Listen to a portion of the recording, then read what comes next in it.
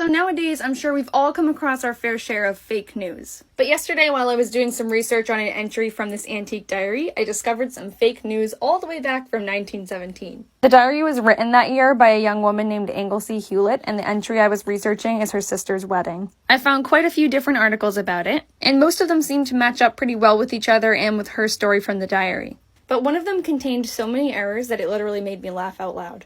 I'm convinced that either this journalist was not there or forgot his notepad and had to try to remember everything in his head. The article was written in the Brooklyn Daily Times in their Society Notes section. The article contains egregious misspellings of every single bridesmaid in the wedding. Miss Helen Tabbitt here is actually Miss Helen Babbitt. Here's Helen, who's clearly not amused. Next, according to the article, we have Anglesta Hewlett. Newspapers often misspell her name because it's very unique, but this is the worst one I've seen so far. Also, she's the sister of the bride, so, he could have written that down. Next, we've got good old Marguerite Deard. I guess that is technically a way you could spell Marjorie, but it's not the way she spells it, and her last name is Beard.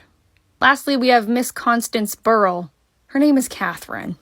But here's the one that really got me. At the very end of the article, it says, talking about the groom, Mr. Fuller was graduated from Harvard last year.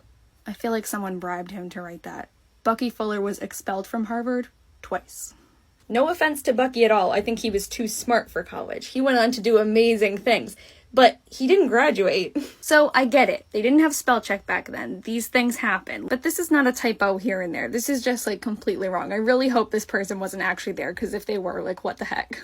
I actually just came up with another theory. This journalist was definitely not invited to the wedding, but had to go and try to get as much information as he could, and he was hiding in a bush hundreds of feet away from the wedding, and he wrote down all he could hear. He should have just waited till the other articles came out and copied them.